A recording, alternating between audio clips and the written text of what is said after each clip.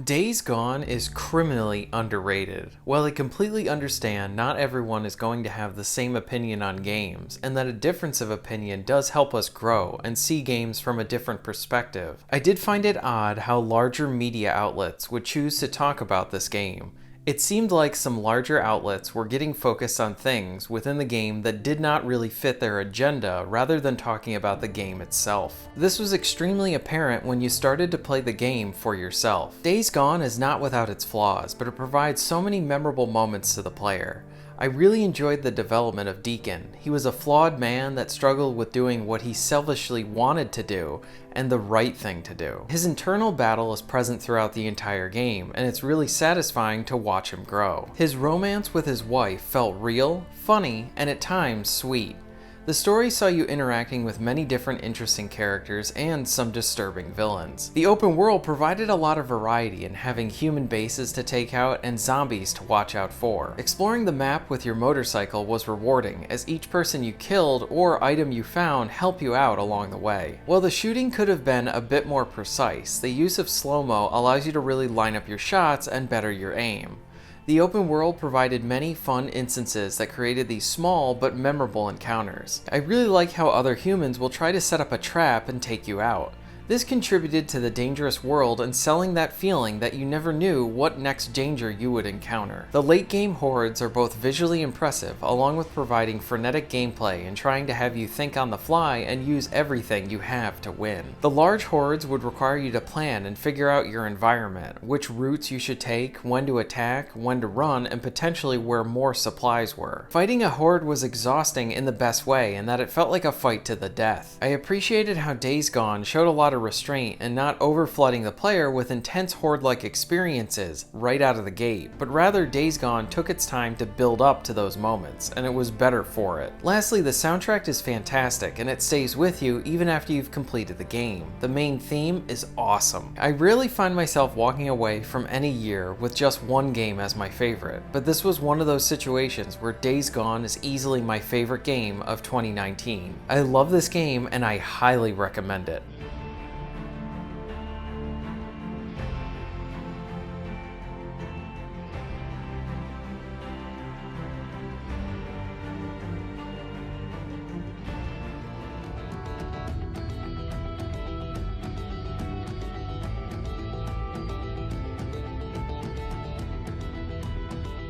I was a big fan of the first Rage when it was released on the 360. It was a game that provided a lot of different modes to the player with a solid single-player campaign, good co-op missions, and fun vehicle-based multiplayer. With that, I was looking forward to the sequel. The sequel feels like a nice mix between the first Rage and the recent Doom.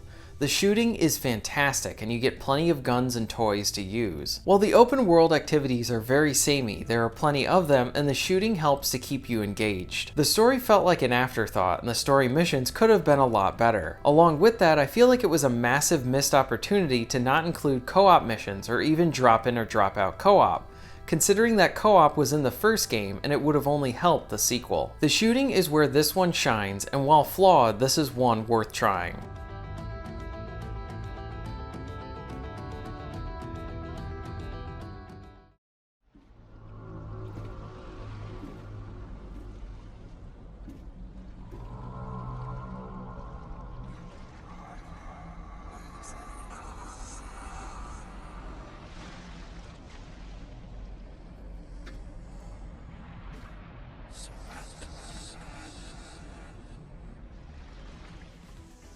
The Sinking City was one of 2019's more interesting titles. It provided an open world that focused on story and investigations over combat. The highlight of the game was how you needed to piece things together, and this would help to sell the experience of you being an investigator. You would need to look in old archives and newspapers to find your next clue to be able to get your next lead. If you needed to go somewhere in the game would not just hand you your next location with an objective marker. It would give you the general area, and then you would need to be able to use your environment and the street names to find out where you needed to go. Along with this, you needed to piece things together within crime scenes to find out what happened before you got there. All of this was wrapped up in a Lovecraft-inspired experience that was dripping with absorbing atmosphere. The combat and performance issues were areas that could use improvement, but the game received patches since launch, and the focus of the experience is centered on the investigations. If you are looking for something a bit different, then I would suggest you check this one out.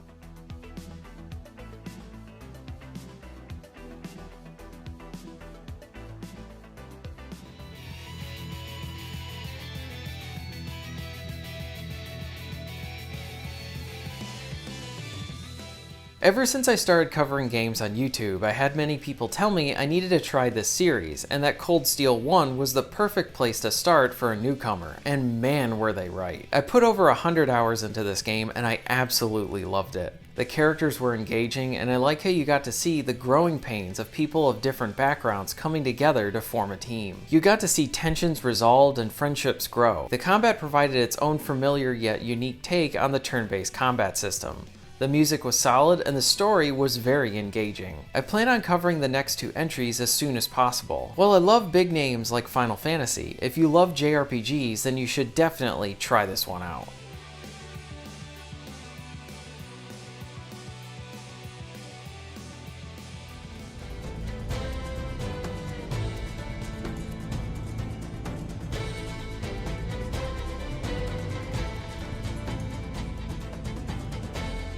I have put about over 10 hours into Greedfall and I'm really enjoying it. To put it simply, it feels like an older BioWare game in the best way. I have played some of the developers' earlier works, and this is definitely a huge improvement in their craft with better gameplay and presentation. The story is set in a fantasy-like colonial period. I have already encountered situations where quests could go in different directions. The soundtrack is solid as well. With all the big releases this fall, this is one that got some attention, but it definitely deserves much more. I plan on fully beating the game and reviewing it later this year.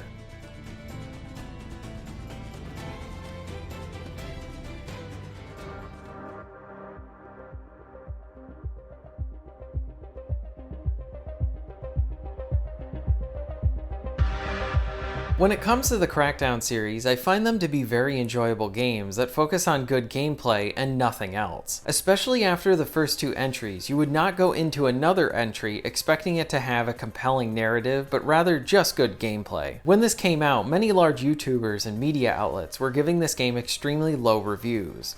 Based on this information, I was expecting a broken and unplayable game. What I found was a game that provided a large amount of fun. Crackdown 3 provided what I expected from the series. You spend most of your time just jumping around the map and shooting everything you see. The jumping is fun, and you have plenty of collectibles to find to help improve your traversal. The action and variety of weapons reminded me of something out of a Volition game. The game throws a huge amount of enemies at you, and you will have plenty of bosses to fight as well. While I never played the multiplayer, the single player is short and sweet, and that makes for a perfect weekend rental. If you're looking for some good dumb fun, then try this one out.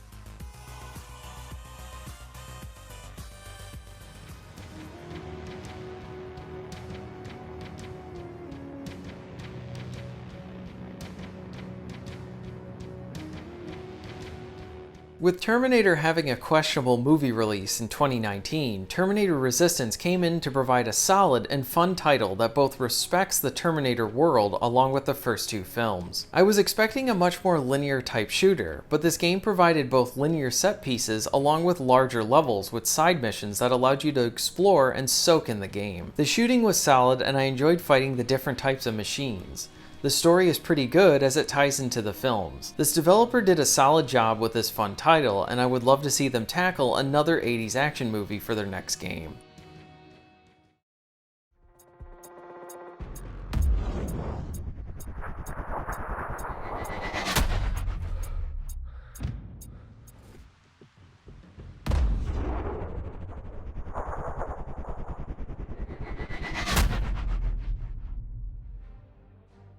Sniper Ghost Warrior Contracts is a solid and fun title and my first experience with the series. I really liked its approach to its levels. The game takes a lot of inspiration from the Hitman series and that each level is set up like an individual open area. The game gives you a bunch of objectives to complete and it's generally up to you to figure out the best way to complete them. You do have access to many different weapons and the blood and gore is really fun and it adds to the impact of your shots. The highlight of the combat is the slow-mo camera that is similar to the one seen in the Sniper Elite series.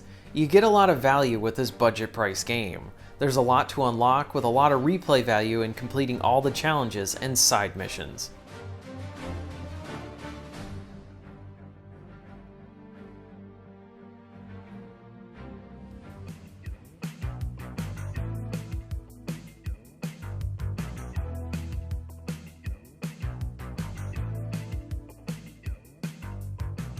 Concrete Genie is one of the most pleasant games I have played in 2019. The game centers around playing as a kid who has a magical paintbrush and he is trying to bring life back to his town. The visuals are really what got me interested in this game and how you could essentially paint on any surface. The game does a great job at using its colors to show how the town is not in a good place, and the player helps to bring more color to it. The awesome part about this is that whenever you paint on the surfaces of the town, this will stay throughout the entire game.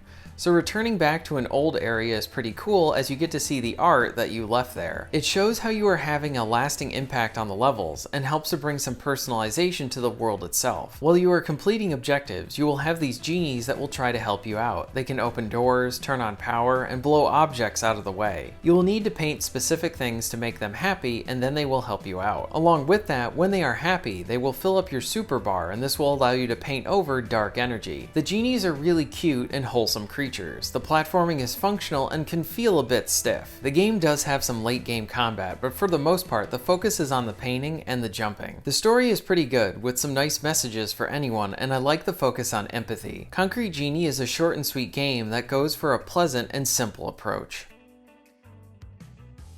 Left 6 bumping, don't cut a junction, into flat right, 100. Cut, 30.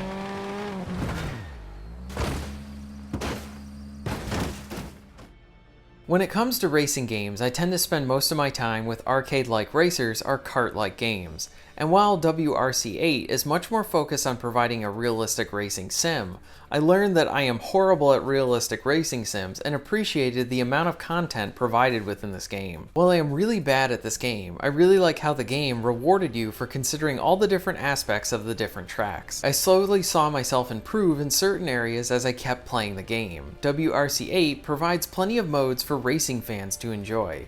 The game has an extensive career mode that incorporates RPG elements, team management, and keeping your sponsors happy. In quick play, you will have a huge amount of levels to enjoy, and you also have a season and training mode. There's a large amount of single player content, and while there is online multiplayer, there's an option for split screen play. I'm a sucker for split screen, and it runs really well here. Lastly, the soundtrack was unexpectedly awesome with many memorable tracks. I both enjoyed and sucked at this game.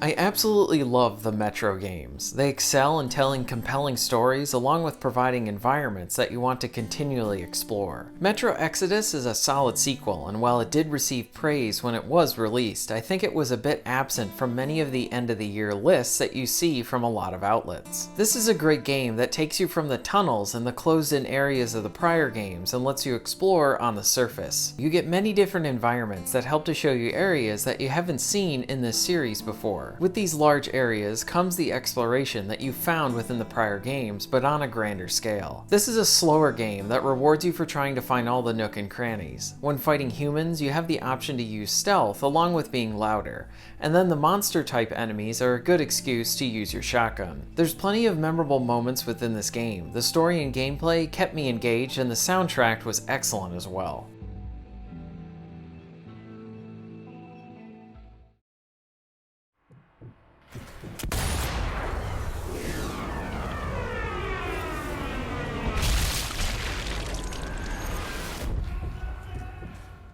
If you have watched any of my prior videos before, then you have probably heard me talk about how much I enjoy the Sniper Elite series.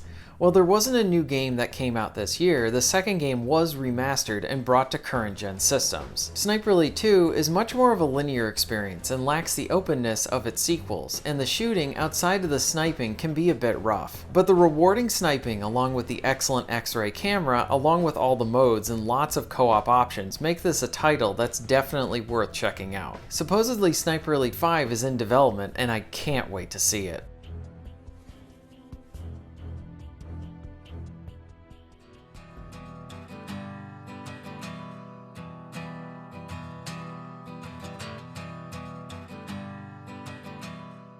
I am a sucker for a good JRPG, and a friend of mine told me to check out Alliance Alive. In 2019, it was remastered, and I'm glad I decided to check this one out. While the game does have a cute art style, the story isn't afraid to get appropriately dark while also knowing when to be a bit silly. While the game doesn't feature any voice acting, the cutscenes are very good.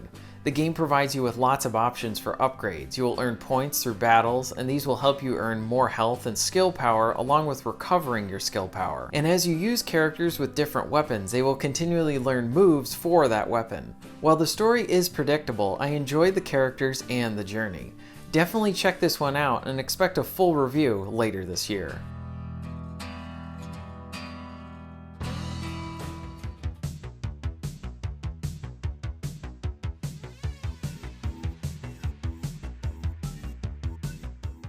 As a newcomer to the series, I found a lot to really enjoy with this entry. I like the visual style of the game with the vibrant colors and the silly, over-the-top blood and gore. I found this entry to be pretty easy to pick up and play. The game is fun, and you need to consider different types of slashes along with countering your enemy. With many fighting games in the last few years focusing more of their attention online, the long-loved single-player modes have almost been forgotten about. I very much appreciated how Samurai Shodown had plenty of single-player modes, with the traditional story mode for each character and accompanying cutscenes, a ghost fighting mode, survival, gauntlet, and others. Samurai Shodown makes a good first impression with its presentation and solid soundtrack. This is a fighting game that was undercovered by the media and has gone overlooked by many. It is definitely worth checking out.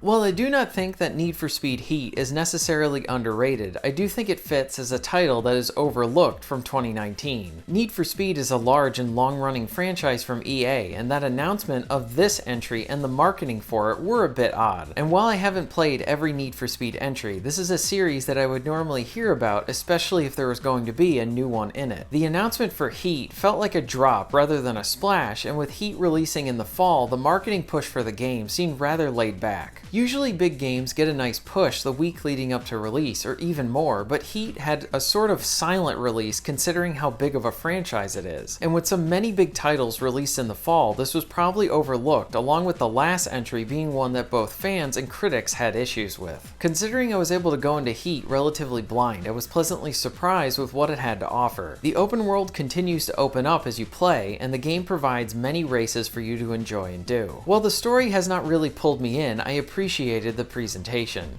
I do like how the game provides two different racing experiences with the day and night sections. During the day, you are focused on more traditional events and the cops are not as aggressive. At night, cops are much more aggressive and will throw a wrench into your races, and you are encouraged to escape them or take them down, which switches the races into a more action-focused race. The night racing provides a risk and reward to the gameplay and creates an intense experience. I haven't completed the game yet, but I expect to make a full review later on this year with all my thoughts. So far, I'm really enjoying it.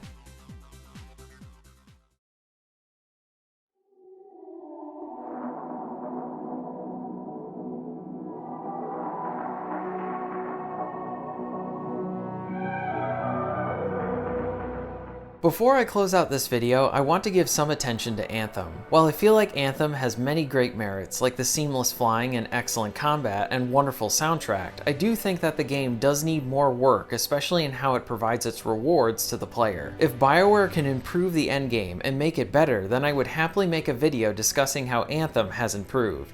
The game is not underrated and certainly not overlooked, but it is one that I'm pulling for because the good elements within it are worth saving. If the rumored Anthem 2.0 is true, then you can expect me to talk about this game again. Those were my underrated titles for 2019. Let me know some of yours in the comments, and thank you very much for watching.